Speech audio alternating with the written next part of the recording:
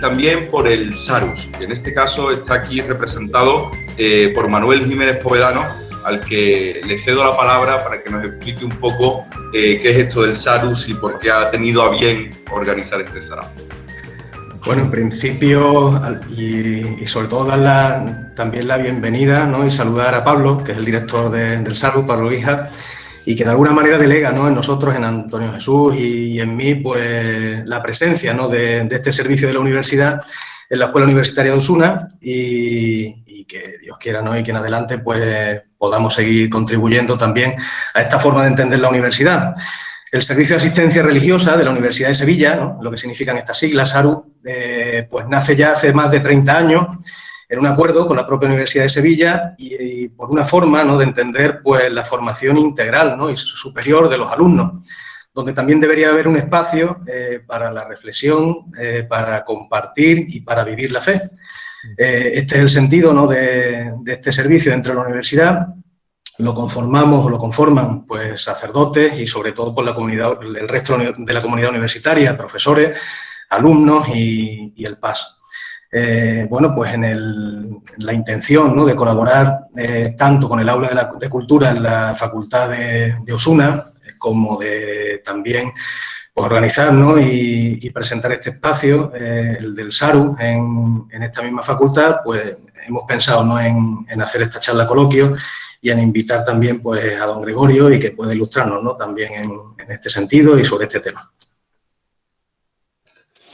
Perfecto, mil gracias, Manuel. A nivel organizativo, como sabéis, somos ya 47 personas en esta sesión, por tanto, aunque rogamos y os invitamos a que vayáis participando, vayáis haciendo preguntas, lo tenemos que hacer ordenadamente, ¿no? Entonces, en un principio, cuando alguien quiera hacer algún tipo de pregunta, lo ideal sería que o bien la escribiera por medio del chat o bien levantara la mano. Pero levantar la mano no en el sentido literal, sino que aquí el Meet tenéis, si lo veis abajo, tenemos el botón de colgar de la cámara del micrófono y a la derecha el icono de levantar la mano, que además tiene el texto debajo. Bien, cuando hacéis eso, yo como administrador veo que habéis solicitado un turno de palabra y os daré paso, ¿de acuerdo? Entonces, como somos tanto, a Dios gracias, vamos a seguir este procedimiento. Cada vez que alguien quiera hacer una pregunta, bien por medio del icono de levantar la mano, bien por medio del chat.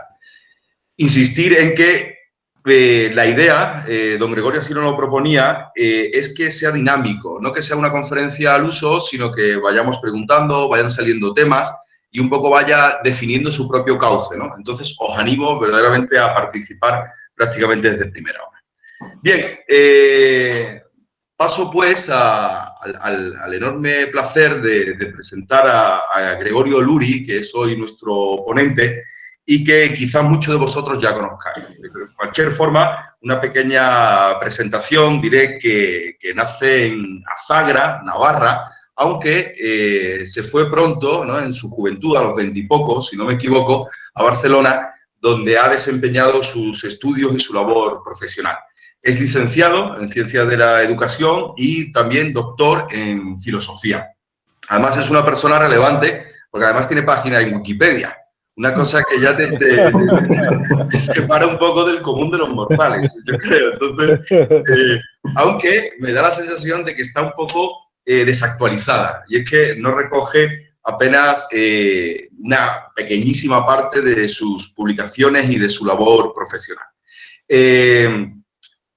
Como decía, Gregorio Luri es pedagogo y para los que somos pues, profesionales yo en el caso de la filología o de otras ramas y trabajamos en las facultades de educación, la pedagogía suele ser algo bastante sospechoso, algo con lo que no nos llevamos del todo bien porque hemos visto o hemos asistido a muchas charlas en las que de manera soporífera nos explican cómo hacer las clases más entretenidas o aquellos en las que nos hablan de gamificación y otra serie de cosas que parecen más enemigas del docente o que parecen encaminadas más bien a que el niño esté allí entretenido y casi conservado y silenciado durante el tiempo de clase, pero no necesariamente que aprenda, ¿no? Sin embargo, en este sentido, Gregorio Luri y sus libros son refrescantes, porque es un pedagogo que extrañamente, para los tiempos que corren, es como que cree en el conocimiento, ¿no? Cree en la educación, algo que paradójicamente cada vez es más extraño en las facultades de pedagogía. No lo sé, quizás ahí él me corrija, pero por lo que he podido leer de sus textos, me parece que tuvo un par de epifanías, ¿no? La primera, tras salir lleno de ideales de la Facultad de Ciencia de la Educación, cuando se choca de bruces con el desempeño profesional real, ¿no? Y con aquella mujer que parecía que representaba una educación casi carpetobetónica y que, sin embargo, era capaz, pese a sus métodos, de inculcar el saber, ¿no? Entonces, primero, el choque de la experiencia profesional y el segundo, quizás, de ser padre, ¿no? Quizás ahí también hay muchas caídas del caballo camino de Damasco con la paternidad, ¿no? Ahí te chocas de verdad y se te caen las escamas de los ojos en muchos casos.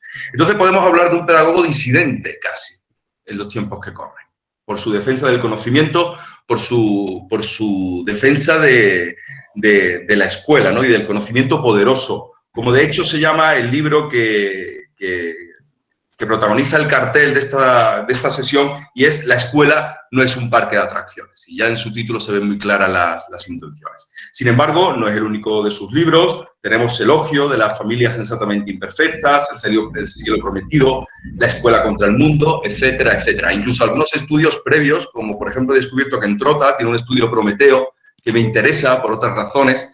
En definitiva, un humanista, un hombre de ciencia, de cultura, y que de verdad estamos orgullosísimos y encantados de tenerlos aquí. Y bueno, di, Gregorio. Sí, cédeme la palabra ya, que has sacado ahí un montón de cosas y quiero puntualizar alguna. A ver, primero, adelante. No sé por qué, hoy me habéis pillado con un ánimo muy beligerante, ¿eh? Estoy dispuesto a venir aquí a dar guerra. Por otra parte, creo que, ya te lo he comentado, creo que el reto que tenemos en esta situación no es tanto el de utilizar las nuevas tecnologías, sino el de humanizarlas. ¿Eh? El de humanizarlas. Porque las nuevas tecnologías tienden a hacer de nosotros unos bustos parlantes que, para intentar salvaguardar su imagen, no equivocarse y dar una presencia que no tenga ningún fallo, pues acaban aburriendo hasta las mismas pantallas, ¿no? Creo que hay que introducir sin ningún complejo la posibilidad del error, la posibilidad de decir estoy equivocado o esto no lo sé, y que, porque en el fondo, y esa es mi tesis, porque yo he estado intentando seguir muy de cerca lo que ha estado pasando con el confinamiento, con las escuelas y la educación y las tecnologías, creo que lo que está pidiendo el que nos ve no es tanto estar de acuerdo con lo que decimos, sino estar seguro de que lo que decimos nos lo creemos, ¿eh? Que no estamos engañando, es decir, que lo que decimos de verdad es lo que creemos de manera genuina, ¿no? Y eso es lo que le da verosimilitud al discurso y lo que tenemos que hacer para cargar o para humanizar las nuevas tecnologías. Quería hacer una puntualización para mí muy importante. Es cierto, pues he hecho pedagogía, he hecho ciencias de la educación, pero antes de nada soy maestro de escuela, ¿eh? Y para mí es el principal título. Y además lo reivindico de una manera entusiasta y continua. Yo soy maestro, ¿eh? Yo soy maestro. Y después lo otro son notas a pie de página de las que me siento muy orgulloso, pero precisamente en estos tiempos en los que se tiende a enmascarar el papel del maestro porque parece poco, ¿no? Hay que ponerle técnico, ingeniero en procesos de aprendizaje sublimes o cosas de ese tipo. Que no se puede decir maestro, hay que utilizar aquello de los eventos consuetudinarios que acontecen en la Rúa para no hablar de lo que pasa, ¿no? No, soy maestro. Con respecto a la página de Wikipedia, ¿sabéis que eso el primer fascinado fui yo cuando me enteré que la tenía? Y además está mal hecha. Pero he intentado ver a ver cómo se borra eso y yo ahí soy un desastre, no lo sé. Pero al final he llegado a la conclusión de que tiene una utilidad maravillosa y es la siguiente. Normalmente ya veo que aquí José María ha sido inteligente y no has caído en el copia-pega. Muy bien, gracias. Pero normalmente dicen, vamos a presentarlo y te dicen lo que aparece en esa página. Yo no sé quién la ha escrito, no, de verdad no lo sé, pero allá se dice, entre otras cosas, o se decía que he sido profesor de la Complutense. Yo no he sido nunca profesor de la Complutense, he dado charlas, pero no he sido nunca. Con lo cual, cuando alguien al presentarme me dice Gregorio Luri, que fue profesor, ha sido profesor de la Complutense, pues me da pie a decir, con lo fácil que hubiera sido llamarme por teléfono para consultar estas cosas, ¿por qué te fías más de lo que dice una pantalla que de lo que se puede verificar en el voz a voz, ¿no? En el cuerpo a cuerpo, cara a cara? Vamos a intercambiar nuestras voces y no solo nuestras imágenes. Tienes razón de que la pedagogía se ha vuelto algo sospechoso. Y mi reto es, mira, cuando hablando de educación utilizamos palabras que los padres no nos entienden, algo estamos haciendo mal. Algo estamos haciendo mal. Cuando hablando de educación, pues utilizamos discursos que crean suspicacias tanto entre maestros como entre padres, algo no acaba de funcionar ahí. Y entonces, pues sí, digamos que mi reto es intentar repensar las cosas con una prioridad muy clarísima, muy clara. A mí lo que me interesan son los niños pobres. Porque los niños pobres, lo que no aprendan en la escuela, no tienen otro sitio donde aprenderlo. Mientras que los niños culturalmente ricos tienen muchos canales, muchas vías para adquirir información y conocimiento. Esa es mi prioridad. Con respecto a las epifanías, pues yo añadiría una tercera. Tienes razón. Yo llegué a una primera escuela convencido, yo tenía unas notas de la universidad maravillosas y yo estaba convencido de que yo cogía a un niño en mis manos y hacía milagros con él. Yo era el progre, el innovador, el de todo. Y a mi lado había una maestra formalmente, bueno, ¿qué formalmente?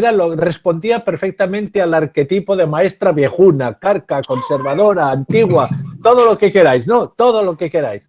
Pero enseguida me di cuenta de una cosa extraordinaria, que aquella mujer sabía cargar de dignidad cualquier actividad que les planteaba a los niños.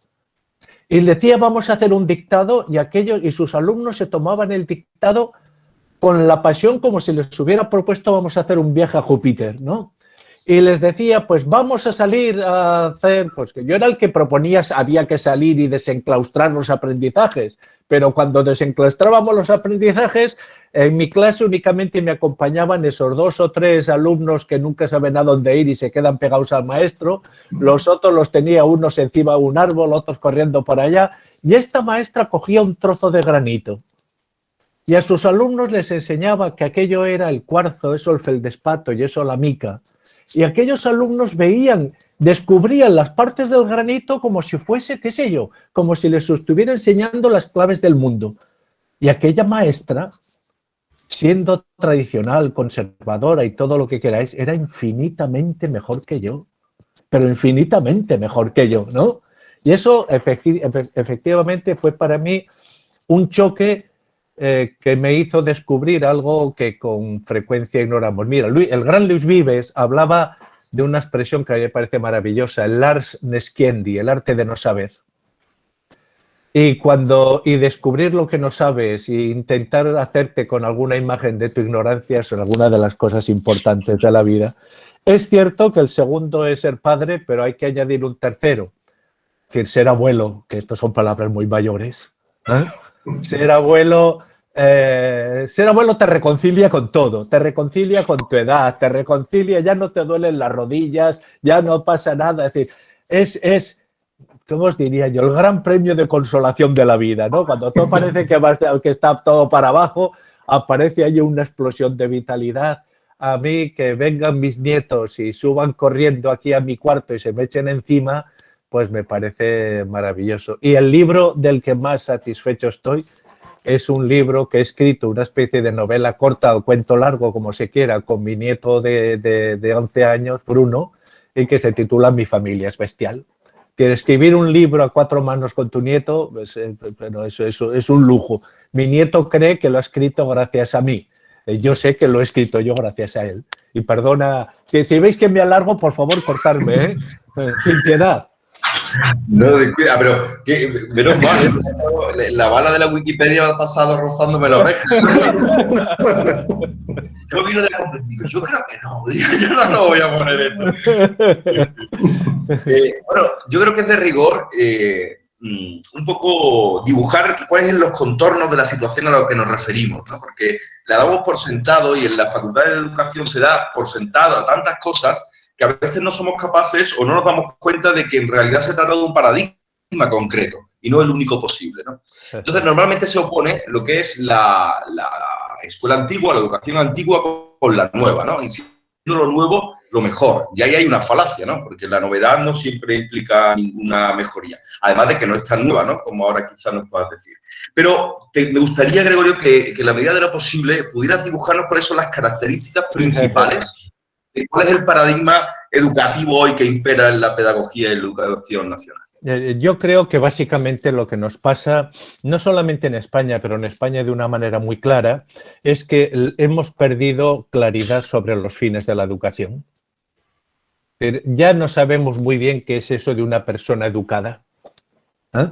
Y precisamente por eso, pero eso fijaros, decía Nietzsche, y decía con toda la razón, que el nihilismo es precisamente la pérdida de claridad sobre los fines. Ya le podemos dar muchas vueltas a eso del nihilismo. Básicamente es esto, es decir, no tener claros los fines, no tener claros los para qué. Y precisamente como no tenemos claros los para qué, estamos dedicándonos intensamente no a las causas finales, que las desconocemos, sino a las causas eficientes, que diría Aristóteles, al cómo se aprende. Estamos obsesivamente dedicados al cómo se aprende sin tener claros los fines de la educación. Y eso nos crea pues, tensiones complejas que conviene que las hagamos visibles, y reflexionemos sobre ellas, especialmente en un ámbito como este vuestro, ¿no? Es decir, si nosotros desde posturas que se supone que somos personas que tenemos alguna idea sobre el sentido de la vida o de cuál es nuestro lugar aquí, pues si no la hacemos esa reflexión, ¿quién la va a hacer? Pues bueno, pérdida de claridad de los fines, obsesión sobre el cómo sin tener claro el para qué, y eso te lleva a que busquemos aquellos elementos didácticos, sobre todo, que parecen ideológicamente neutrales, como son las tecnologías.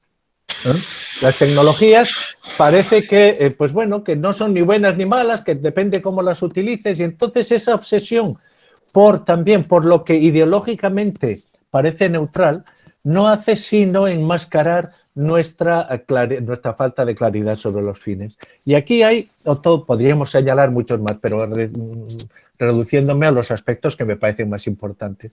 El elemento clave que subyace a todo esto, y es un elemento importante porque no es un factor o un elemento coyuntural, sino de largo alcance, es un hecho sorprendente, que como todas estas cosas realmente importantes, decía Nietzsche también, voy a citarlo por segunda vez, que las grandes revoluciones siempre se presentan con pasos de paloma, poco a poco, y para cuando te das cuenta las tienes en tu propio corazón o en tu propia casa sin saber cuándo les abriste la puerta.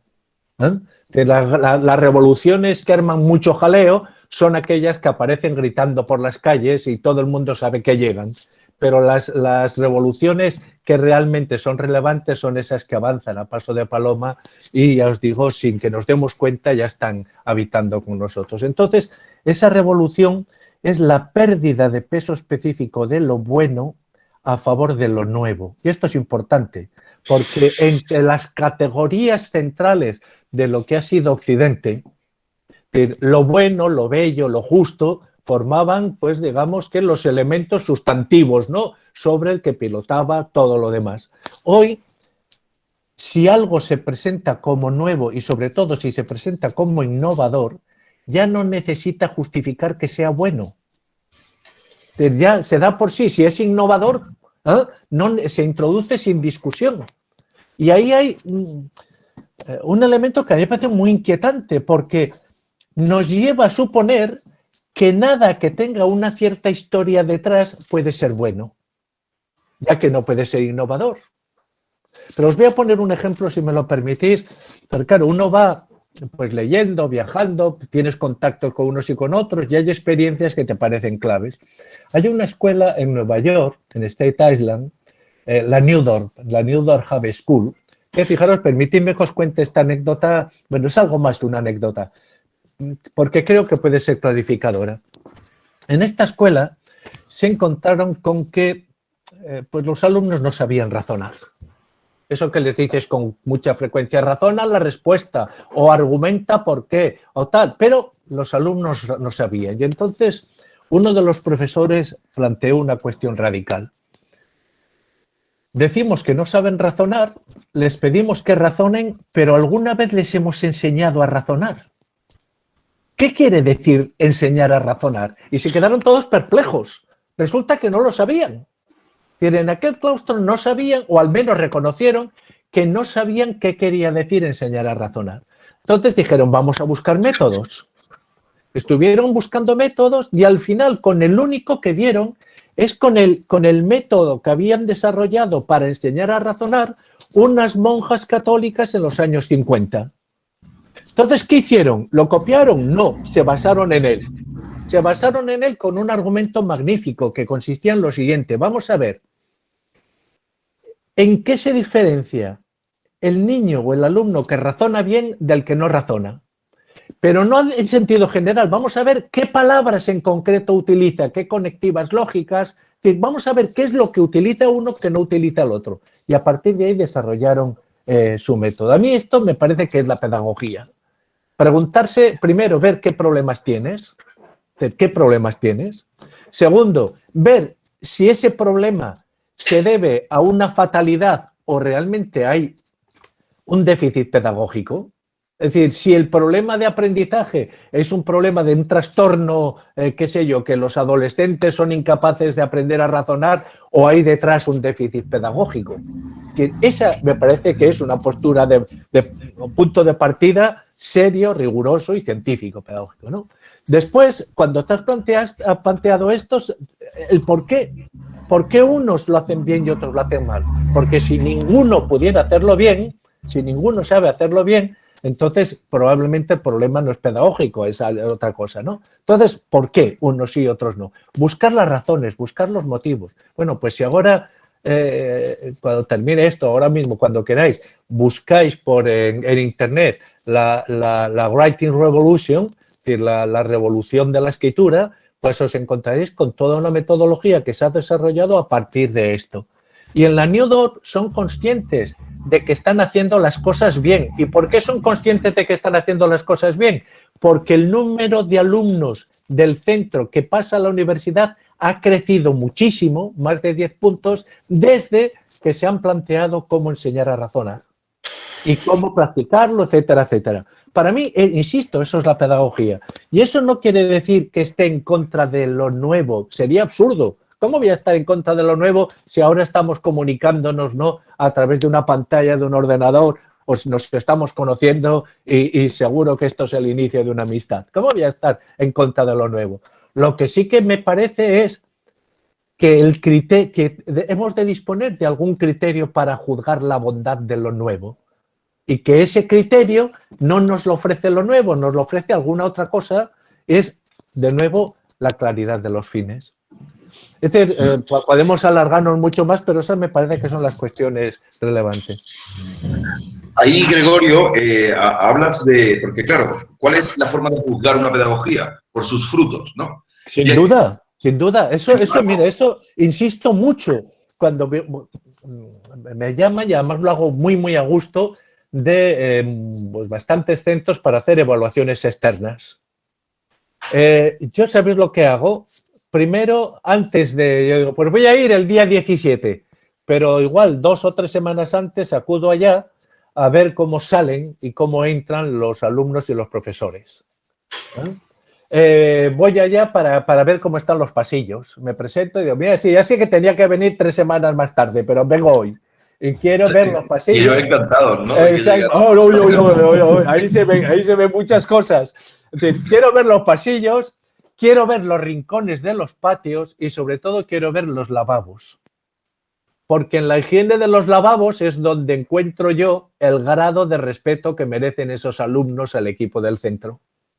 Entonces, claro, todos lo que quieren presentarte son sus proyectos, sus ideas, sus intenciones, el ideario pedagógico, qué es lo que quieren hacer.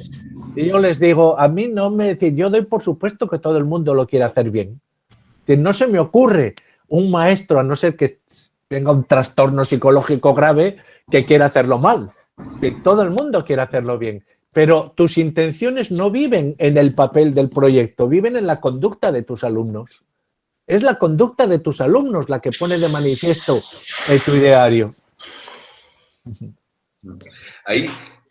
Pero ahí resulta un poco extraño el hecho de, por ejemplo, que sí, hablamos de resultados, ¿no? Y en España tenemos un problema, o al menos nunca estamos contentos con nuestra posición dentro del informe PISA, y vemos que los que más alto llegan resulta que tienen una educación que diríamos poco innovadora o un poco no parecida a la que nosotros creemos que debemos implantar, ¿no? Y se suceden casos como, si queréis luego hablamos de la educación emocional, que yo creo que también es no solo sintomático de la pedagogía que impera ahora, sino de la imagen que tenemos del niño, ¿no? Y de cómo lo estamos desarrollando en ese sentido.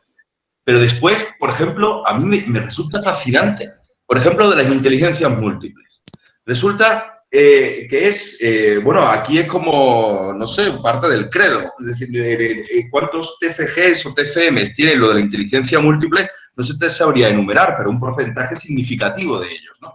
Y como tú explicas la escuela no es un parque de atracciones, es una idea, o perdón, una teoría que Gardner saca en los 80, se refuta a nivel científico en los 90 y ahora se introduce en la pedagogía de manera que es obligatoria en los programas en la década de 2010. Es decir, que hay, como por ejemplo de la inteligencia múltiple, que es una cosa que no tiene base científica. No está demostrado. Y así con otras tantas cosas. Es como si estuviera el edificio pedagógico actualmente basado en cosas que son acientíficas, o no científicas, sino que están refutadas científicamente. ¿No es una estafa esto? A ver, yo... una matización importante quiero hacer. Yo, obviamente, en ese libro hablo de lo que creo. Pero me cuidaré muy mucho de imponer mis convicciones a la fuerza en ningún claustro. Porque si algo he descubierto es que cuando un grupo de profesores sigue de manera entusiasta una idea, tiene buenos resultados. Sea la que sea. A veces, incluso con metodologías que yo soy consciente de que no tienen un soporte científico riguroso. Pero cuando un grupo de profesores cohesionados sigue de manera entusiasta una idea, los resultados son buenos. ¿Por qué? No tanto porque el método sea bueno, sino porque la convicción de que están haciendo lo que deben, podríamos decir que afina su perspicacia. Ellos mismos observan más al niño, se interrelacionan más, es decir, crean un ambiente de trabajo que les permite llevar a cabo lo que para mí es lo realmente relevante, lo que yo llamo las prácticas reflexivas. ¿No? Entonces, a veces te encuentras con situaciones que ves que están utilizando métodos. ¿Qué os diría yo?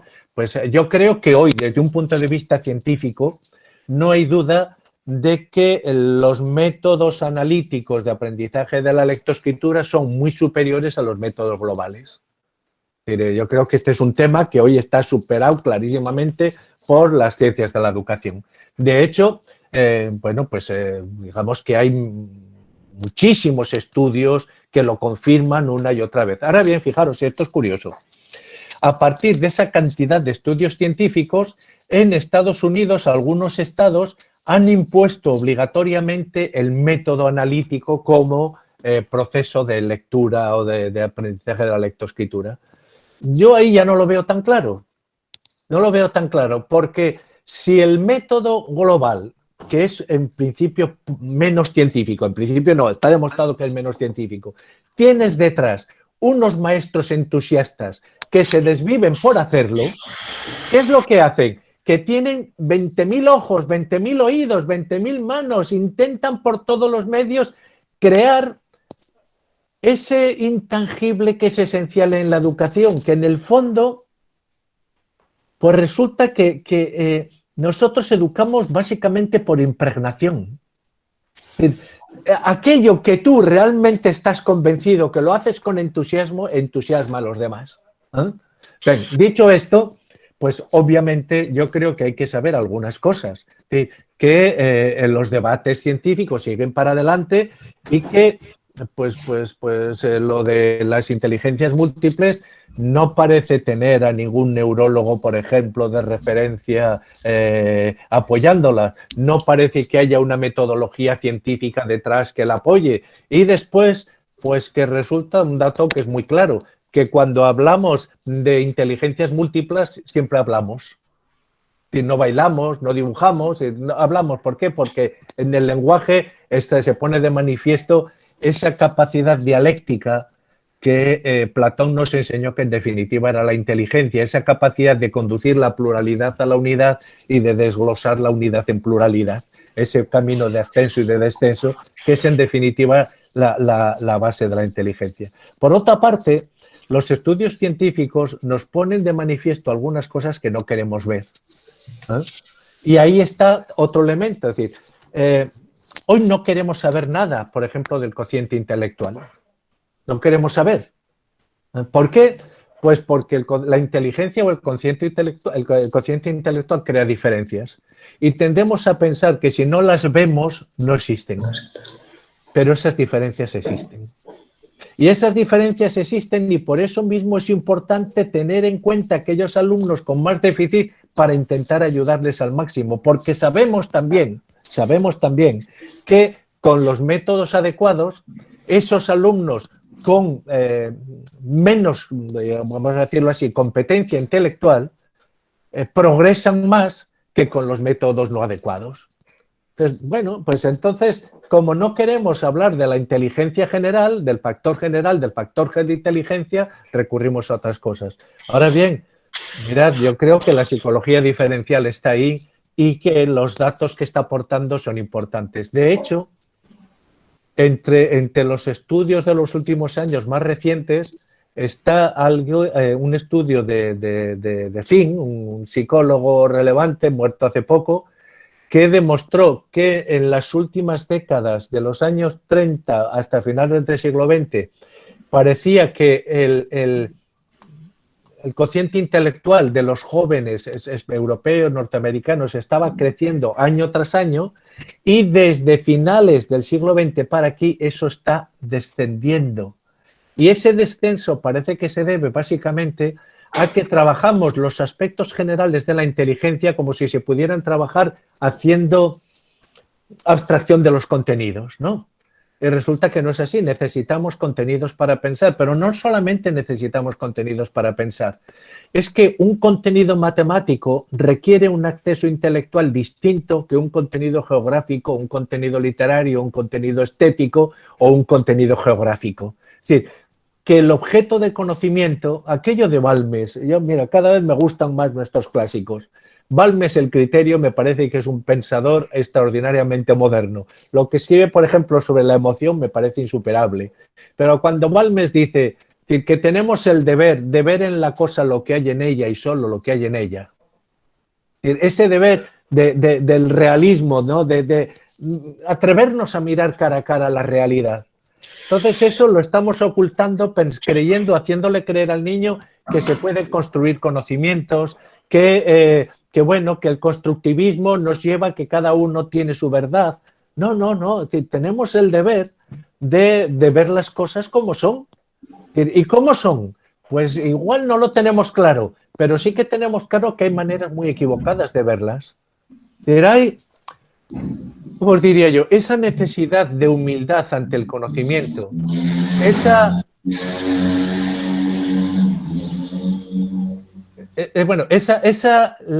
convicción de que la verdad obliga, hoy yo sé que no está de moda. No está de moda decir la verdad obliga, pero la verdad obliga. San Agustín tiene sobre esta cuestión unos textos maravillosos, ¿no? Cuando dice, es curioso que a nadie le gusta ser engañado ni a nadie le gusta que le engañen. Y sin embargo nos cuesta aceptar que con frecuencia nos engañamos a nosotros mismos. Y nos engañamos a nosotros mismos cuando no aceptamos eso, que ante la verdad, pues una cierta humildad, un cierto recogimiento, pues una relación normal con las cosas que son superiores a nosotros. ¿Por qué es tan importante? Perdonad que me alargue, pero esto me parece también de una relevancia enorme. Es que acabo de escribir un texto sobre un grupo de místicos rusos matemáticos. Tanto bueno, en todas las iglesias ortodoxas ha habido una relación, pero sobre todo en Rusia, entre matemáticas y el misticismo. Ha habido muchos místicos matemáticos. ¿Eh? Algunos de ellos fueron muy perseguidos durante el estalinismo y murieron en condiciones terribles. Pero hay razones para entenderlo, porque es que las matemáticas nos permiten descubrir, primero, verdades que nos superan, que son eternas, son atemporales. Pero no solamente eso, sino que nos permiten comunicarlas.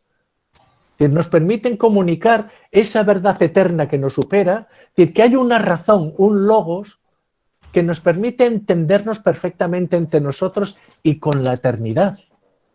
Entonces, eso te lo miras seriamente y dices, eso es fabuloso, es que es una cosa tan maravillosa, tan maravillosa. Entonces, a mí me parece que a veces en la escuela, por un exceso de piedad mal entendido a la situación del niño, le impide acceder a los milagros que nos rodean, ¿no? Y uno de esos milagros que nos rodean, pues que es el teorema de Pitágoras. ¿Eh? Teorema de Pitágoras que está ahí, que es pues absolutamente, es que te deja realmente muy, muy sobrecogido, ¿no? Es decir, que seamos capaces, con todos nuestros límites, de comunicarnos verdades eternas, y además de entenderlas, etcétera, pues sitúa lo humano en una dimensión muy, muy, muy noble y muy especial. Y todo lo que sea rebajar esto, pues me parece a mí que es un empobrecimiento de nuestro papel educador. Y ahora no sé si he contestado a lo que me has preguntado o me he ido por las ramas. No, yo creo que sí, ¿no? Yo creo que sí, Vale. y mucho más. Pero quizás ahí al final haces referencia a algo que es fundamental y vuelvo a insistir en que ya llevamos ya un rato, por tanto, todo aquel que ya quiera intervenir con algún tipo de pregunta puede hacerlo, ¿eh? Bien levantando la mano, bien poniéndolo por el chat. Porque una de las características de tu trabajo es la defensa de la instrucción, del conocimiento. Sí, claro. Ahora el niño es el protagonista y tiene que aprender a aprender. No se sabe muy bien el qué acaba aprendiendo, ¿no? Pero sí es aprender a aprender. Sin embargo, hay cosas que le estarían vedadas si no fuera por la instrucción del docente, ¿no? Mira, os voy a contar una historia personal, ahora que estamos aquí en la intimidad y no nos oye nadie, ¿no? Pero para mí, la conté el otro día también y me da cierto pudor recordarla, pero vamos a perder el pudor y vamos a sujetarnos a la verdad. Yo soy de una familia muy humilde de la Ribera de Navarra, ¿no? Mi padre murió cuando yo tenía 5 años y mi madre pues tuvo que sacar adelante a un hijo de 16. Bueno, pues yo tenía 5 y mi hermano me pasa 12 años. Mi madre era analfabeta. ¿No? Mi madre era analfabeta. De hecho, yo me decía, enséñame, y yo intentaba ya enseñarle a leer. Estaba claro que mi vida, ¿cuál iba a ser? Iba a ser el campo, los trabajos agrícolas y, pues digamos, una cierta, no sé si llamarlo miseria, pero sí pobreza. Nunca hemos pasado hambre en casa, pero sí que hemos cenado unas sopas de ajo en una noche de Navidad. Porque no había más. Y eso no lo digo, si lo digo, pues teníamos unas sopas de ajo, que buenas además. No lo estoy diciendo de manera lacrimosa. Bueno, un día llamaron a la puerta y se presentó el médico del pueblo, la persona a la que más admiro y más agradecido estoy en mi vida, aquel médico. Y aquel médico se dirigió a mi madre y le dijo algo que es lo que se decía en aquel momento. Le dijo, oye, Gloria, creo que tu hijo sirve para los estudios, que es lo que se decía en aquel momento. Tu hijo sirve para los estudios. Eso nos supuso un problema familiar enorme, porque ¿a dónde ibas? No había entonces centros de bachillerato ni nada de esto. ¿A dónde ibas? ¿De dónde sacabas dinero? Etcétera, etcétera. Este era un problema muy considerable.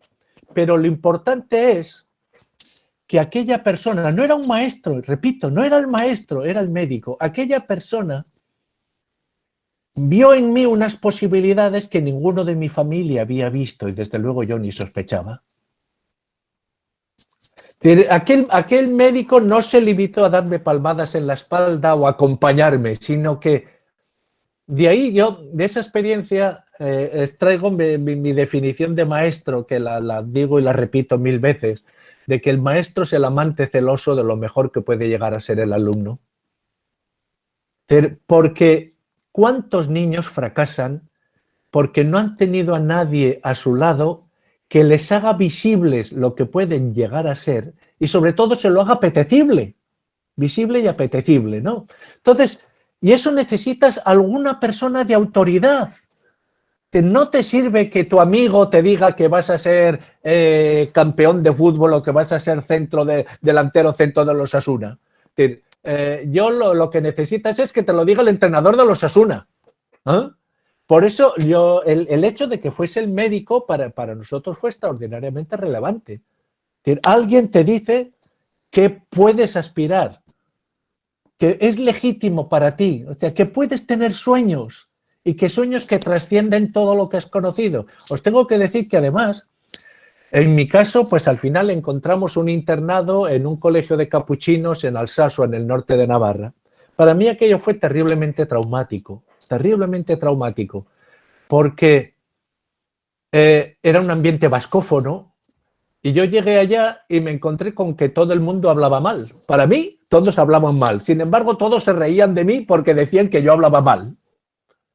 De repente me di cuenta que había algo que es básicamente el lenguaje, que si no lo dominas, y el lenguaje no lo puedes construir tú, necesitas estar con gente que te estimule, que te haga hablar, que te haga pensar, que te haga escribir, etcétera, etcétera.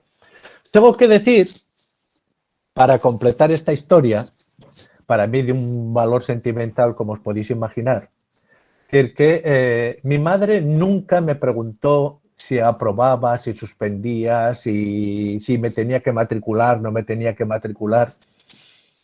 Pero sí me decía una cosa que con el tiempo he descubierto que es la mejor definición de educación que yo he visto nunca. La mejor definición de qué es una persona educada la decía, me la expresaba continuamente mi madre. Y eso me he dado cuenta cuando después al leer libros de pedagogía de eminentes figuras he dicho, pero si este hombre no sabe lo que sabía mi madre. Mi madre me cogía y me decía lo siguiente, hijo mío, estudia para que puedas presentarte en cualquier sitio. Y no es eso la educación. La educación no es ser capaz de presentarte en cualquier sitio.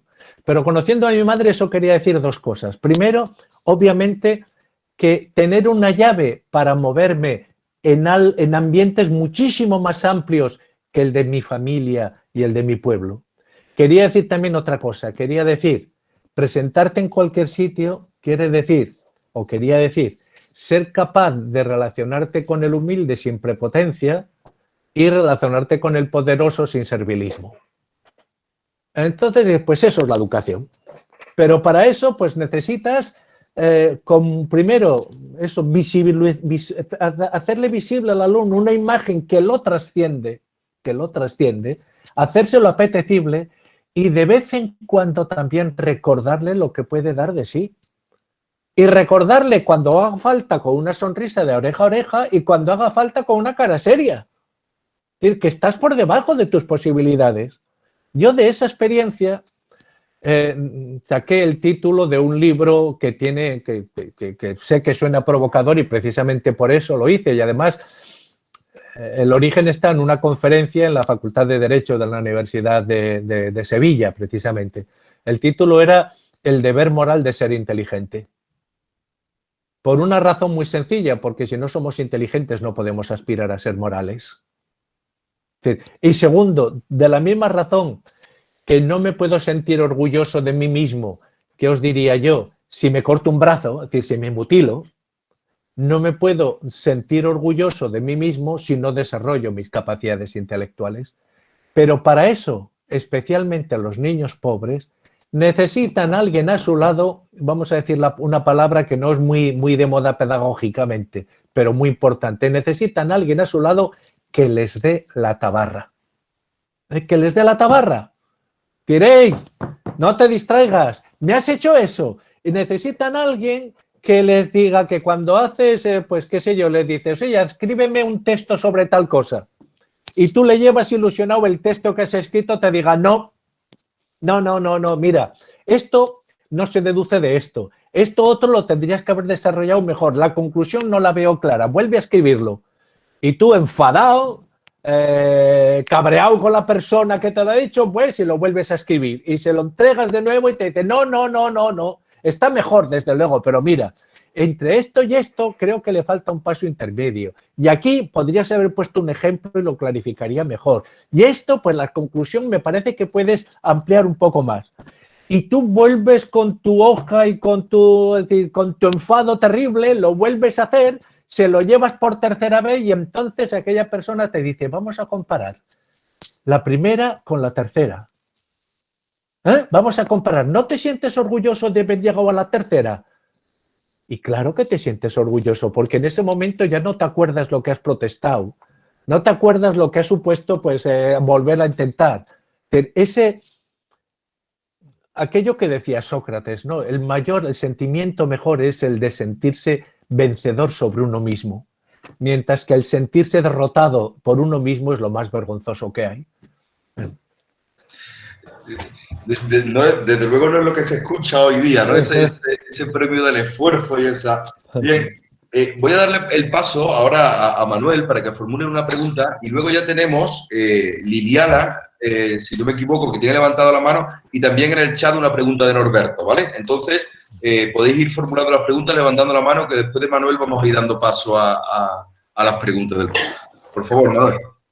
Bien, bueno, escuchando los ejemplos, ¿no?, que ponía, pues de los más científicos hasta los más experienciales, ¿no? Y te agradezco, ¿no?, que lo hagas en ese tono. Bueno, me recordaba cuando te escuchaba, ¿no?, también las máximas de Kipling, ¿no? Hijo mío, llegará a ser un hombre, ¿no?, ¿verdad? Y aquello, ¿no? Y bueno, y cómo la educación quizás tenga más que ver, ¿no?, si puede estar de acuerdo, en el sujeto que educa y no tanto en el educando y en la relación que es capaz de estrechar, ¿no?, que es capaz de entablar con el alumno, ¿no? Y un poco te hago el juego con las dos lecturas que hemos propuesto nosotros, ¿no? Y en este del elogio a las familias exactamente imperfectas, pues de una forma simpática, irónica, ¿no?, planteas como 40 o 50 derechos, ¿no?, del hijo, ¿no?, que a nadie se le escapa, pues que se traducen directamente en deberes y obligaciones de los padres, ¿no?, para con ellos. Entonces, me gustaría, de alguna forma, que nos dijeras cuáles son las 2, 3, 4 derechos, en este mismo sentido y tono, ¿no?, de los alumnos, ¿no? ¿Cuáles serían 2, 3 derechos fundamentales de un alumno, ¿no?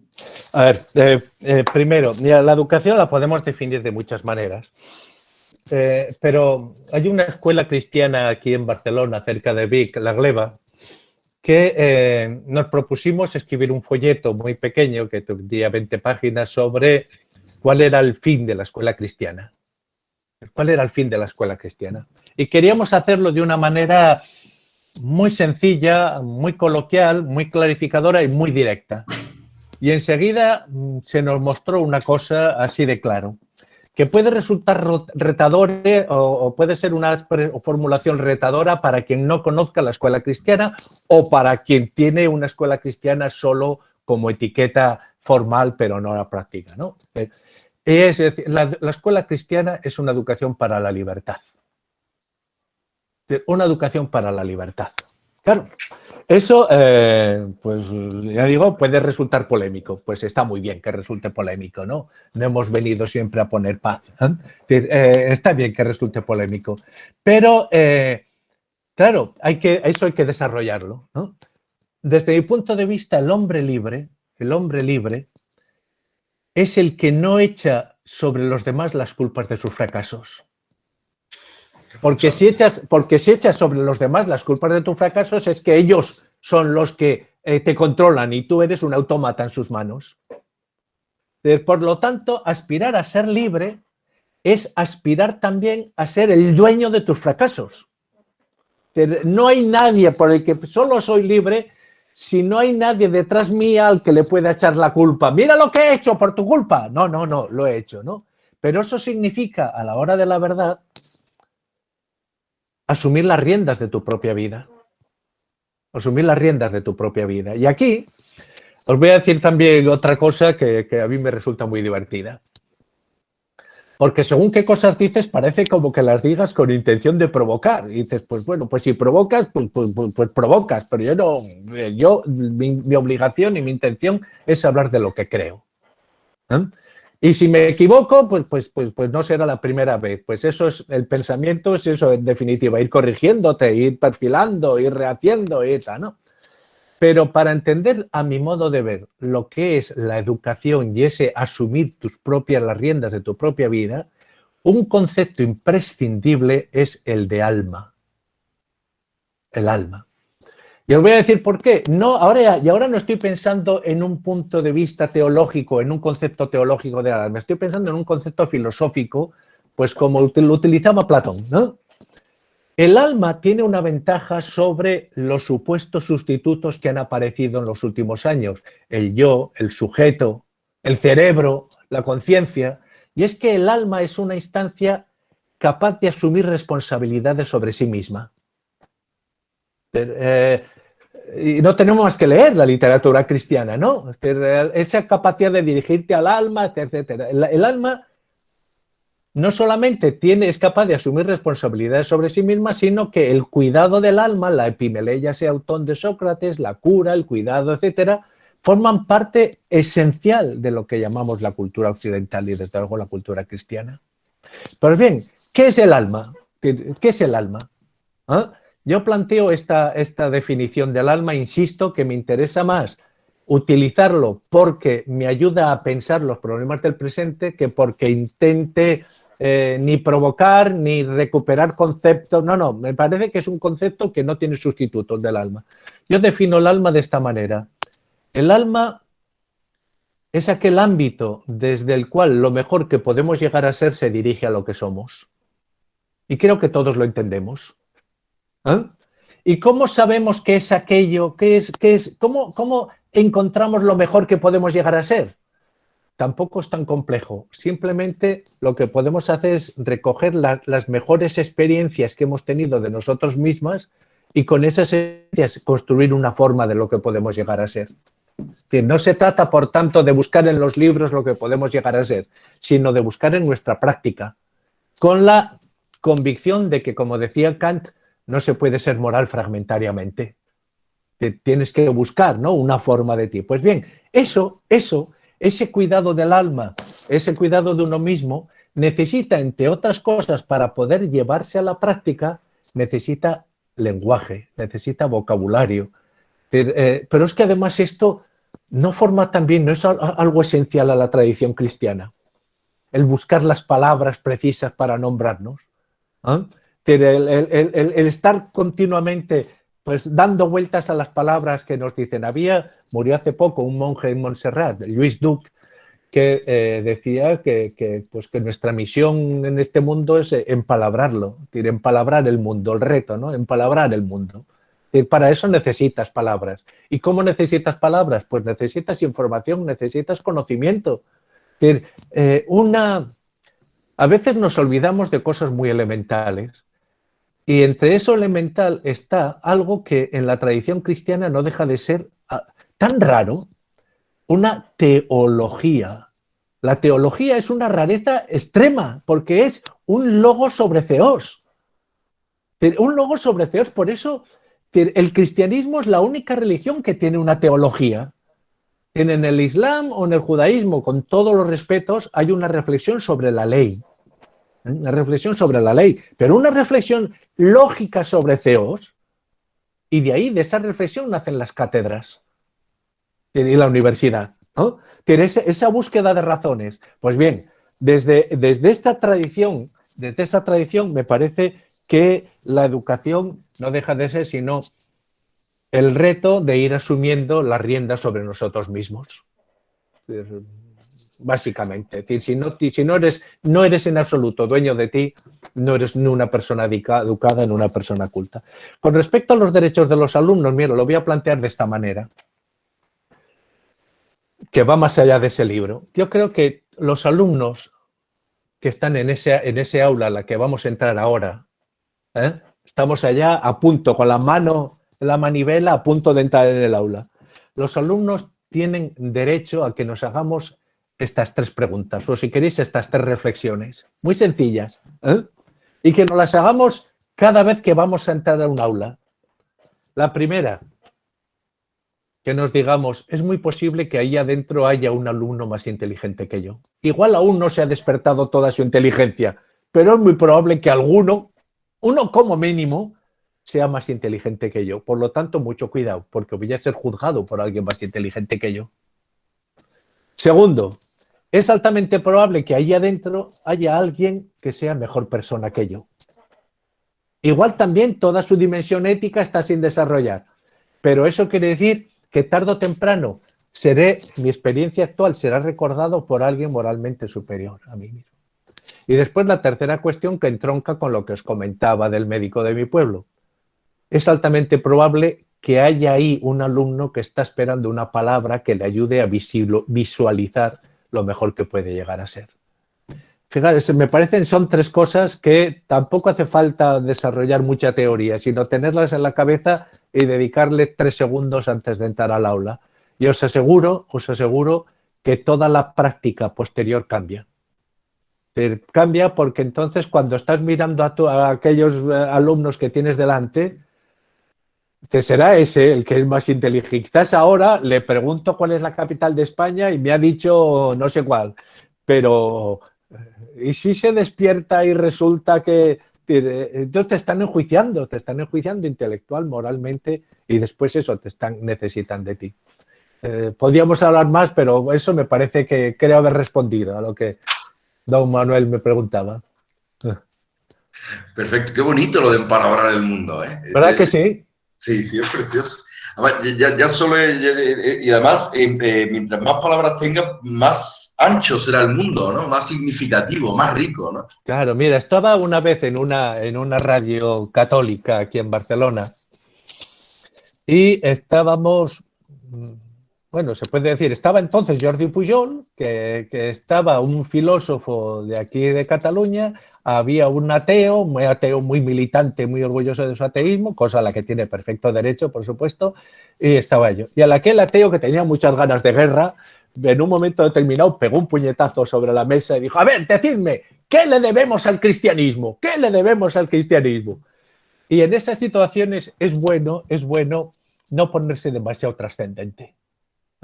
No rasgarse vestiduras, ni ponerse demasiado trascendente. Y le dije, pues mira, te voy a decir 3 cosas. 3 cosas que me parecen que indiscutiblemente se las debemos. Una, la música sacra. No creo que haya nadie sensato que tenga una mínima sensibilidad auditiva que pueda negar que sea lo que sea el futuro del cristianismo, siempre estaremos agradecidos a los cristianos que nos han dejado ese legado enorme de esa maravilla de la música sacra. De hecho, déjame que os cuente esta anécdota. Una vez, hablando a los profesores de religión en un centro, y estaba el obispo allá adelante, había preparado la escena, pero aquí sí que tuve voluntad clara de provocador. Y les dije a los profesores de religión, es que tenemos un poder extraordinario. De hecho, ahora os voy a demostrar el poder que tengo yo.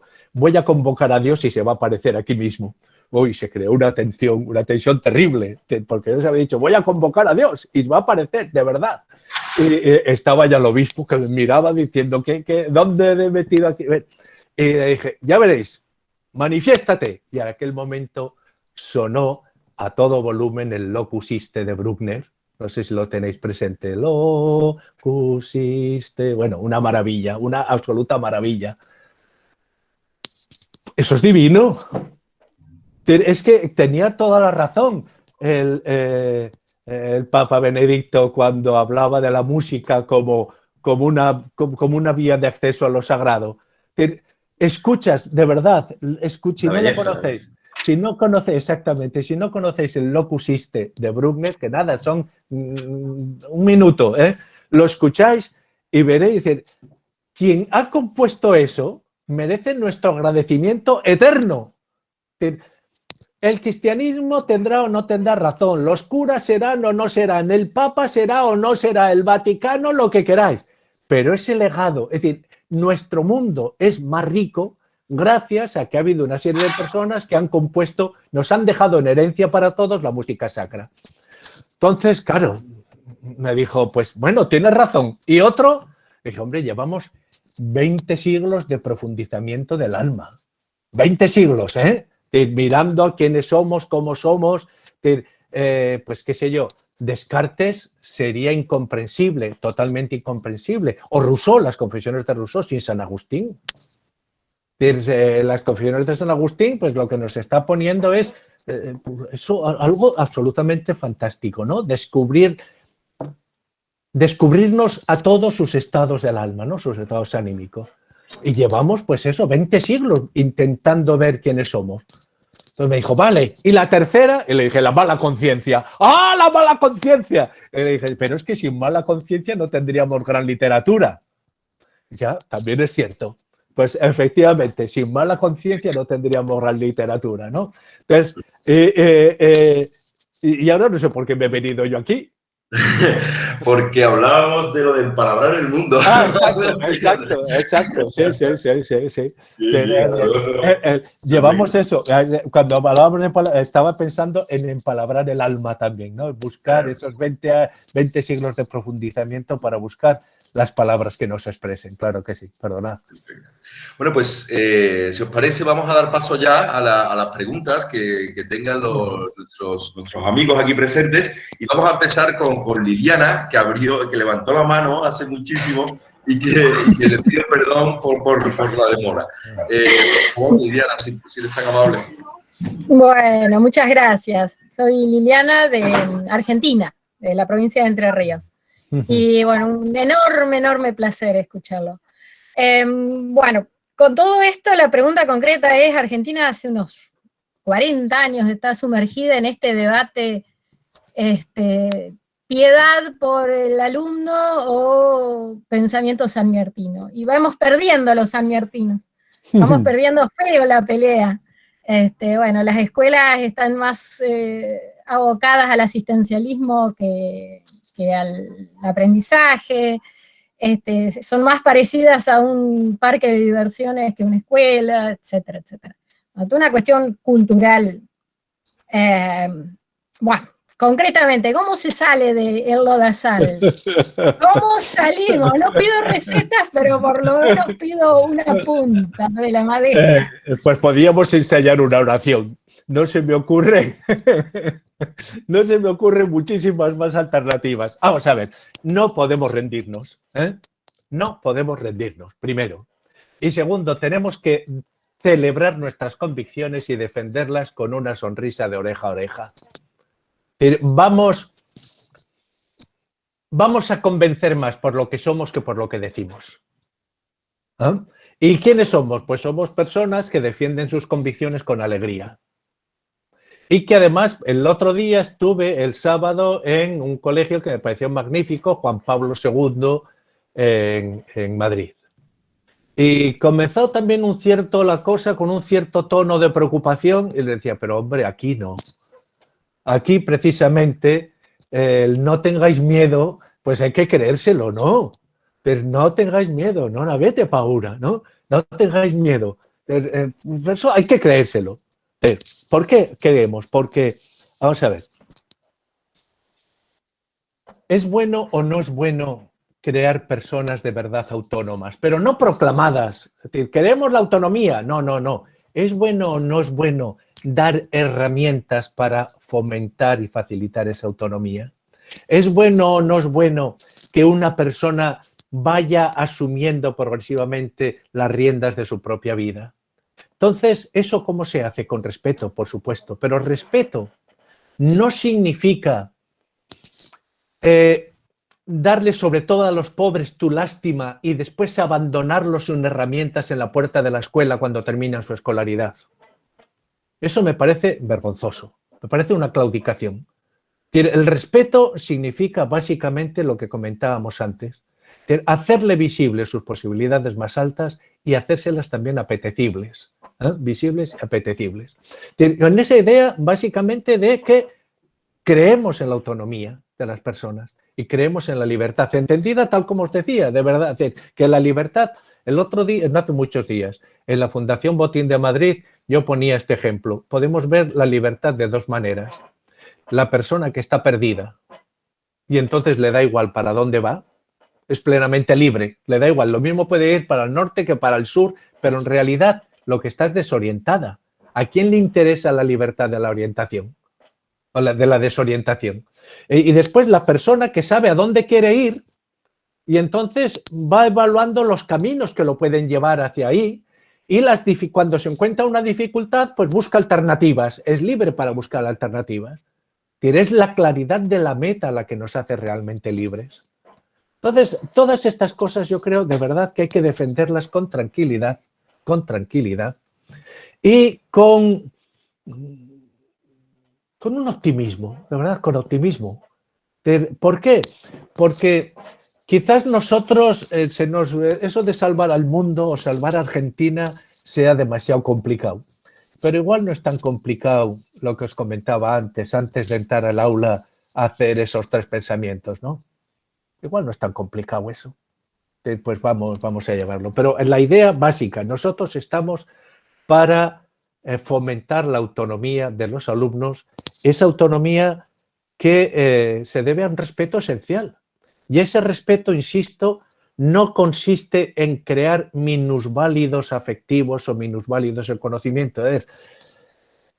Si nosotros, esto lo decía también, se lo decía el consejero de Educación del País Vasco no hace mucho, que le decía, cualquier discusión sobre la equidad que no se plantee en serio cómo enseñar a leer, a mí no me merece ningún respeto. ¿De qué me sirve a mí llenarme la boca con equidad, equidad, equidad? Si después, como pasa en el sistema educativo español, 1 de cada 4 alumnos a los 16 años, cuando termina su escolarización obligatoria, es incapaz de comprender un texto mínimamente complejo. ¿De qué me sirve? Es decir, ¿lo estoy haciendo a ese niño, lo estoy haciendo capaz de integrarse en su mundo si no sabe leer y no sabe escribir?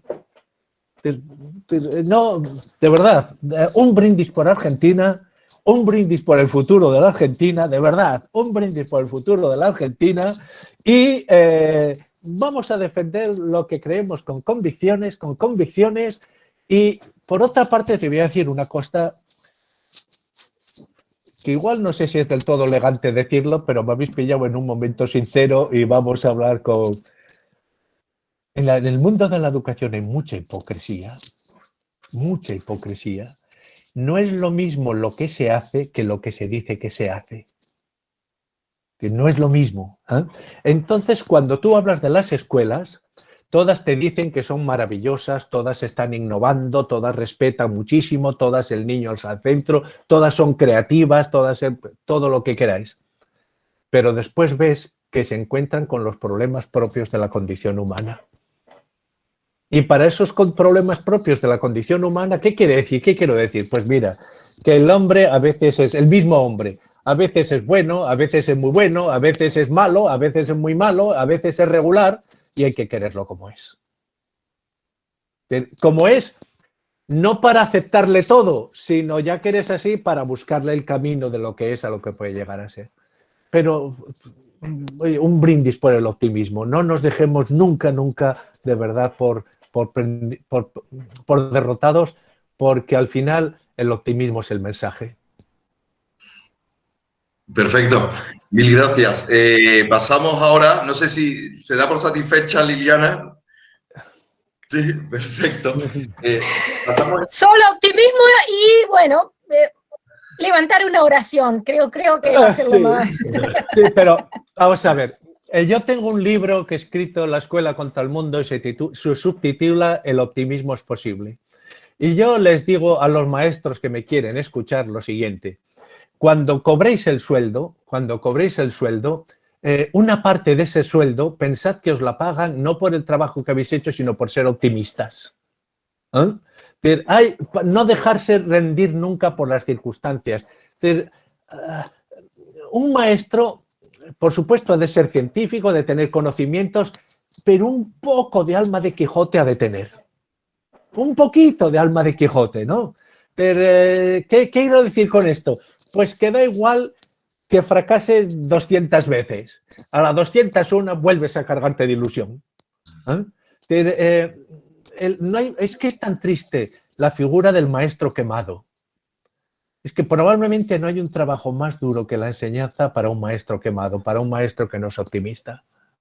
Y escuche, y en el fondo, el optimismo es una actitud que además de, como digo, debemos creer que una parte del sueldo está pagando nuestro optimismo, pues a la hora de la verdad, los mayores beneficiados de nuestro optimismo somos nosotros, porque nos hace nuestra práctica más leve. Más leve, que eso no quiere decir de verdad, no quiere decir que seamos ciegos. Había Heidegger hablaba precisamente en un libro que le dedica a Nietzsche, dice que hay dos tipos de pesimismo. Uno es el pesimismo del que dice todo va mal, todo es horroroso, no hay salida, no sé qué, no sé cuántos. Y otro que dice, por muy mal que vayan las cosas, si yo soy optimista, van un poco mejor. Si yo introduzco un poco de optimismo, ya van un poco mejor. Pues, escucha, vamos a ser unos pesimistas optimistas. A mí personalmente me cuesta, pero si me suben el sueldo, fíjate, lo puedo intentar. Sí, con eso. Perfecto. Aquí pasamos a la pregunta de Norberto, que también puso hace tiempo y que incide en algo que más o menos ha salido a colación, pero que es fundamental, y es lo de el espíritu crítico. ¿No? Claro. Siempre hablan de fomentar el espíritu crítico y a mí me suele producir escalofríos porque cuando suelo escuchar en boca de un docente espíritu crítico en el niño, se parece mucho a que el niño acabe pensando lo mismo que yo, ¿no? Entonces, es ahí como que ¿no? Y también la dificultad de definirlo, ¿no? Entonces, pregunta Norberto, ¿qué opina de la idea que ahora hay en el mundo educativo de que el fin de la educación es crear espíritu crítico en el joven? Y Borja, a renglón seguido, nos enlaza una entrevista en El País que le hicieron a Gregorio y en el que el titular solo ya es bastante indicador. Dice, para fomentar el pensamiento crítico, garanticemos que todos salen de la ESO sabiendo leer y escribir, ¿no? Es que me parece muy obvio. A ver, en contexto primero para no irme por las ramas y después ya mire por las ramas, pero ahora vamos al núcleo de la cuestión. Tiene razón, que muchas veces se piensa que el espíritu crítico es aquel que coincide con el nuestro.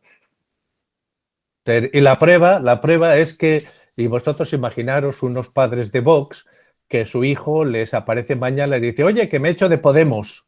Los padres van a celebrarlo como una muestra de pensamiento crítico, de libertad, de que ha pensado por sí mismo, etcétera, etcétera. O al revés, de unos padres de Podemos que su hijo le dice, oye, que me echo de Vox.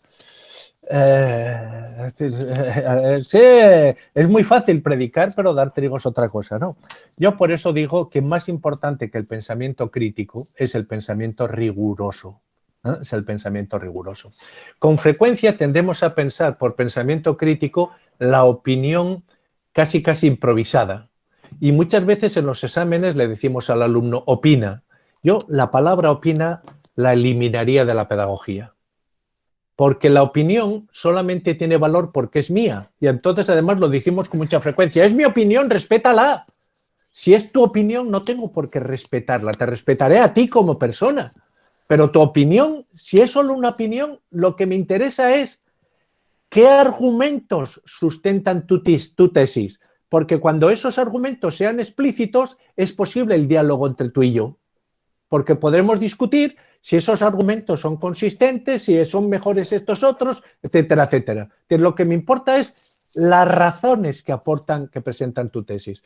No me parece que tenga mucho que ver con el espíritu crítico lo que Hegel llamaba la impaciencia de la opinión, ¿no? A ver, ¿quién quiere? Levantad la mano los que queráis, los que sepáis, y wow, te levantan todos a ver quién la levanta primero. No solemos decir, guardad 2 minutos de silencio para pensar, ¿eh? Porque si queremos de verdad desarrollar el pensamiento crítico, primero tendremos que acostumbrar al alumno al silencio. Y aquí vienen 2 cuestiones importantes. Mirad, sabemos desde hace mucho tiempo que uno de los índices más importantes del desarrollo, de la evolución educativa o escolar, si queréis más en concreto, de un alumno, o los dos índices más claros son el número de libros que hay en casa, entendiendo por esto que no es una referencia de cantidad, sino que se supone que el número de libros es un índice de la riqueza lingüística que hay, ¿no?, en casa. Bueno, pues el número de libros, cuando se tienen más de 100 libros, eso en PISA, y además año tras año, estudios tras estudios lo confirma.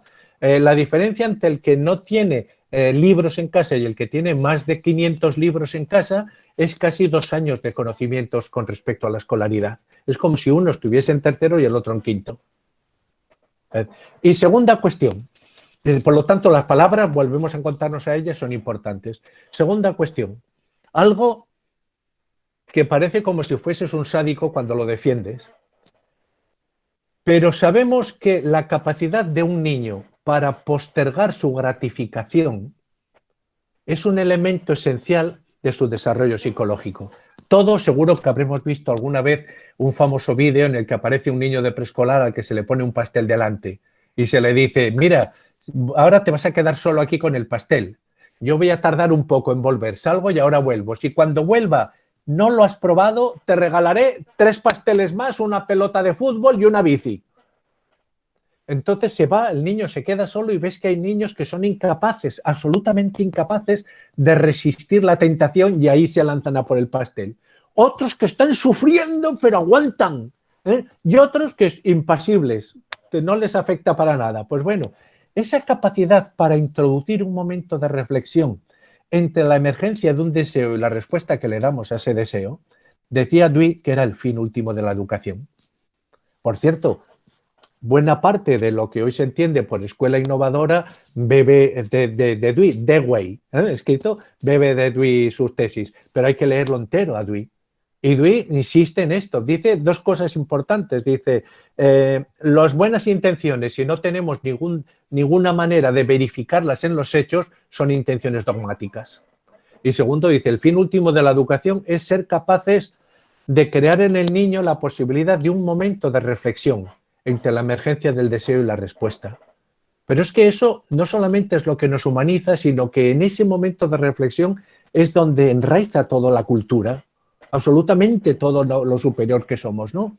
Entonces, si de verdad queremos desarrollar el pensamiento crítico, una de las cosas que hay que educar con más pasión es el silencio. Esto ya sé que no es muy de moda, ¿no? No está muy de moda.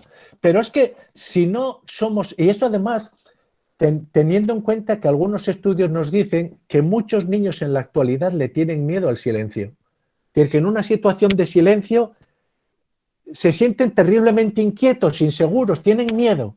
Entonces necesitan sonidos, música, ruidos, lo que sea, ¿no? Si no eres capaz de convivir con el silencio, ¿cómo vas a ejercer un pensamiento de segundo grado sobre tus propios pensamientos? Lo que haces es improvisar opiniones, ¿no? Pues bien, ahora volvemos al lenguaje. Yo me he pasado muchas horas contando las palabras que oyen los niños en distintos ámbitos culturales. Muchas, porque yo creo que aquí está la clave esencial del fracaso escolar.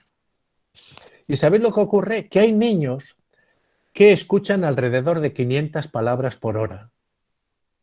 Es curioso además constatar que cuantas menos palabras se oyen por hora, más negaciones se oyen, más noes aparecen en el lenguaje que oyen. Bueno, pues si hay niños que escuchan 500 palabras por hora, hay niños que escuchan, creédmelo, alrededor de 2.500 palabras por hora. Si esas 2.000 palabras de diferencia por hora las vamos acumulando a lo largo del día, de la semana, del mes y del año, resulta que 2 niños con 4 años en preescolar, 2 niños con 4 años en preescolar, uno ha podido haber escuchado 40 millones más de palabras que otro. 40 millones más de palabras. Es decir, la pobreza real, la pobreza que de verdad escolarmente nos debería no preocupar, sino quitar el sueño, es la pobreza lingüística. Porque, ¿qué pasa? Un niño que acude a la escuela con el mundo empalabrado, es decir, que tiene recursos lingüísticos, cuando escucha al maestro, cuando escucha a la maestra, está escuchando un lenguaje que ya le resulta familiar. es el lenguaje de casa. Un niño que llega a la escuela con un vocabulario de subsistencia mínimo, el lenguaje, por poco académico, por poco formal que sea, le resulta extraño y tiene que traducirlo a su lenguaje familiar, a su lenguaje coloquial. En esa traducción siempre se pierde y ahí hace que el niño con una pobreza lingüística pues tenga siempre más dificultades. Por eso, además, y en esto insisto mucho, podemos decir que el momento en que las trayectorias educativas de los niños se hacen más claras son a partir de los 9-10 años, cuando el niño vive una auténtica revolución intelectual. Estamos hablando del pensamiento crítico, no me olvido, pero es que más que hablar de fórmulas, vamos a ver cómo lo trabajamos. Pues bien, a los 9-10 años el niño vive una auténtica revolución intelectual que se nos pasa desapercibida porque además tendemos a pensar que es una edad de latencia, una edad psicológicamente pacífica, niños que no presentan problemas, pero interiormente es que nos pasa un poco como a las crisálidas, que a veces por fuera parece que no ocurre nada y dentro tenemos ahí una ebullición enorme. Pues bueno, ahí, ¿cuál es esa revolución? El niño tiene que pasar de aprender a leer a aprender leyendo. Eso es un cambio esencial, porque ¿qué ocurre? Para aprender leyendo, cuanto mayor vocabulario tengas, más fácil, mejor lees, más fácilmente lees y más aprendes leyendo. O sea, no sé si conocéis... esto está descrito por un psicólogo norteamericano, pero en este ámbito hay que conocerlo y si no me veo obligado a hablar de el efecto Mateo. ¿Sabéis de qué va el efecto Mateo? El efecto Mateo está tomado del Evangelio de San Mateo, de aquellas palabras terribles de Cristo: al que tiene se le dará y al que no tiene, al lo que tiene, que parece un atentado a la equidad de Cristo, ¿no? Que dices, hombre, no podías habernos dicho algo más asequible, más fácil. Al que tiene se le dará. Es que es muy fuerte eso, ¿eh? Al que tiene se le... Y después hacemos todas las exégesis que nos da la gana. Pero es que Jesús estaba hablando de la lectura. Yo diría que estaba hablando de la lectura y de Internet. En Internet, el que tiene capacidad atencional, el que domina sus impulsos, el que sabe, encuentra unas posibilidades de desarrollo enormes, y el que no tiene las riendas, no controla su propia personalidad, se va perdiendo de aquí para allá continuamente. Pues lo mismo pasa con la lectura. El que tiene vocabulario, leyendo, va incrementándolo. Eso es el efecto Mateo. Y el que no tiene, como se encuentra con dificultades lectoras, acaba detestando la lectura. Y entonces lo poco que tiene lo acaba recluyendo en su pobreza. El problema real, si queremos hacer de verdad, si queremos hacer creíbles nuestras buenas intenciones sobre pensamiento crítico y demás, lo que tenemos que asegurarnos es la siguiente cuestión, que es muy fácil de formular, muy difícil de llevar a la práctica, pero esa debería ser una obsesión pedagógica. ¿Qué posibilidades tiene la escuela de compensar los déficits lingüísticos que los niños traen de sus familias? Ahí nos jugamos todo. Ahí nos jugamos la equidad, ahí nos jugamos el pensamiento crítico, ahí nos jugamos la autonomía, ahí nos jugamos todo. Por eso, si yo le hago alguna crítica a la última ley, a la LOMLOE, es que no se plantea estas cosas. Mientras que se permite el lujo de hablar de que a los niños hay que darles contenidos relativos a la ciudadanía mundial que no existe. Pero, ¿qué quiere decir dar contenidos relativos a la ciudadanía mundial? ¿No sería mejor que garantizar que no se nos queda nadie atrás por la pobreza lingüística? Eso, obviamente, aquí mis orígenes cuentan y por eso yo soy especialmente sensible a estas cosas. Pero es que honestamente creo que si no nos planteamos esto, nuestros discursos pedagógicos tienen mucho de brindis al sol. Totalmente. Bueno, debemos ir acabando porque ya son las 9:25, a lo tonto ha sido un rato agradabilísimo y por tanto se ha pasado muy rápido, pero quizás podríamos, por último, traer la pregunta que también hizo hace rato la jefa de estudios de nuestra escuela. En este caso, pregunta por su opinión, Gregorio, sobre el Col·legi Montserrat de Barcelona. No sé si lo conoces, supongo que tendrá una metodología. Sí, tanto. Sí, lo conozco. Lo conozco y creo que lo hacen bien. Bien, fíjate, este es un caso en el que están practicando una metodología que yo no practicaría, el de las inteligencias múltiples. Pero ahí te encuentras con un elemento que es muy importante, la madre Montserrat del Pozo, que es la directora, que tiene las ideas muy claras, tiene un gran poder de liderazgo y tiene un gran poder cohesionador. Creo que son capaces de escuchar a los alumnos, de estar muy atentos, ser muy perspicaces por dónde van, qué es lo que necesitan, dónde está el refuerzo. Y que ahí, pues bueno, es una escuela clarísimamente de éxito, con los padres muy satisfechos, especialmente en los cursos iniciales. Pero bueno, están satisfechos y yo, por lo tanto, lo que tengo que decir, lo que os comentaba antes, tengo que decir, mira, aunque desde un punto de vista estrictamente intelectual, yo tengo muchas críticas que haceros. Con respecto a la práctica, eso nos pasa tantas veces, pero es que además a los cristianos cuántas veces nos ocurre que es la persona aparentemente torpe intelectualmente a la que nos da lecciones de moral.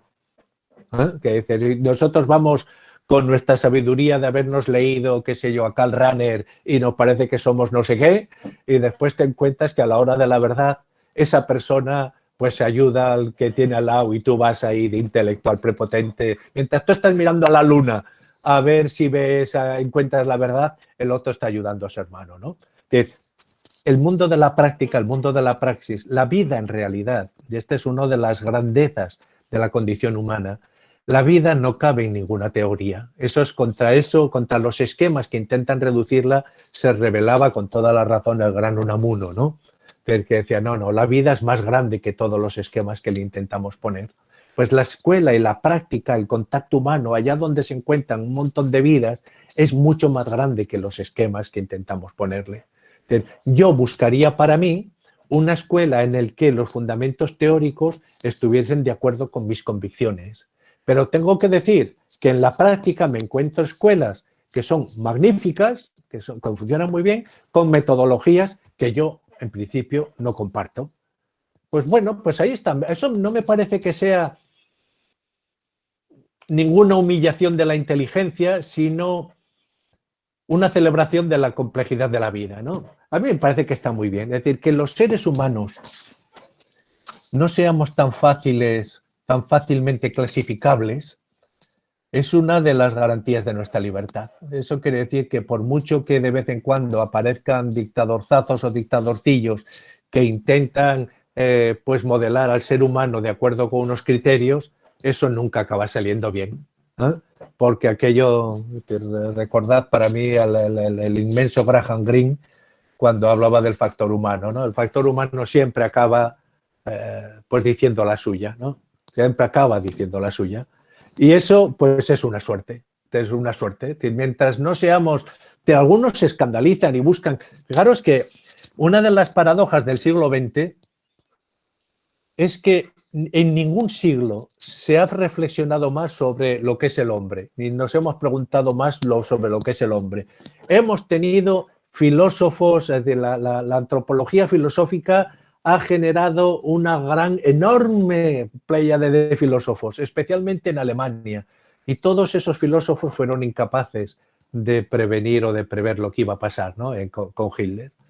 Hay una humildad de la teoría que debe reconocerse ante la práctica que siempre nos interpela. Y en la práctica, pues es como reconocer tu hermano. Es decir, pues tu hermano tiene prácticas que ante ellas tienes que decir, chapó.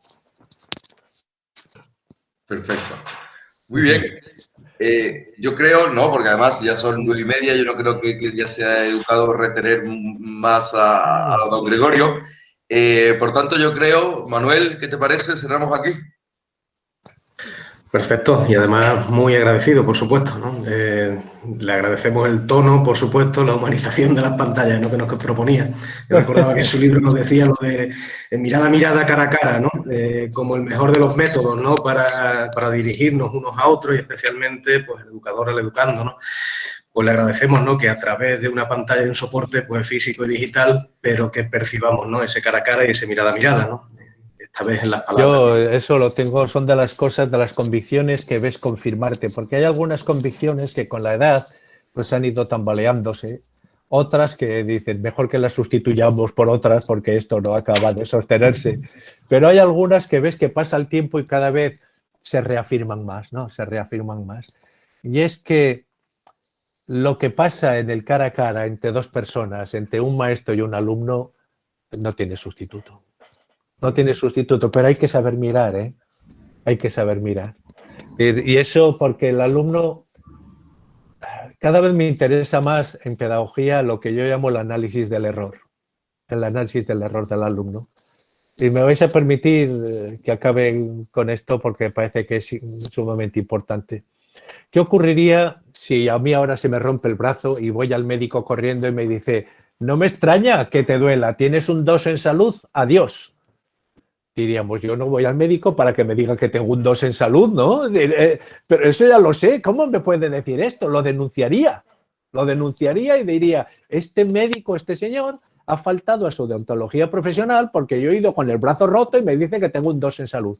Y no hacemos algo parecido cuando le ponemos a un alumno un 2 en un examen y le decimos adiós. Le estamos diciendo, hey, tú tienes problemas de conocimiento, tienes un 2 en conocimiento, adiós. El problema es reflexionar sobre el error del alumno, la lógica que ha llevado a ese alumno al error, porque otra de mis convicciones es que el alumno siempre da la respuesta correcta a la pregunta que se hace él mismo. Entonces hay que ver cuál es la respuesta a la pregunta que le hemos hecho nosotros y la pregunta que se ha hecho él. Pero todo esto, cuando eres mínimamente perspicaz, lo captas enseguida en la mirada del alumno. Lo captas enseguida. ¿Ves? Eso estoy convencido que en misa también se ve. De vez en cuando que verás a alguna persona aparentemente piadosa con los ojos redondos que te mira fijamente y tú dices, uy, uy, uy, hace rato que se ha ido por ahí con su imaginación, ¿no? Y puedes ver a otro intranquilo que está en plan que le dirías, por favor, pero esa persona igual te está ahí siguiendo cada palabra y cada detalle. Pues en clase nos pasa eso, ¿no? Esa capacidad de mirar al otro y de aprender, eso que no hay ningún libro de instrucciones cómo interpretar el cara a cara del otro, pero que es esencial, me parece esencial. Y el otro, y sobre todo el alumno, que sepa que el que tiene al lado es una persona exigente, pero es exigente porque hay una relación de amor por medio.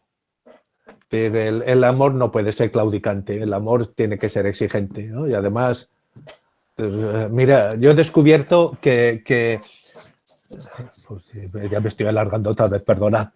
Frente a lo que a veces se suele decir de las familias, yo digo que la familia es, además de una unidad de copertenencia, una unidad en la que todo el mundo tenemos derecho a meternos con los demás. ¿Ah?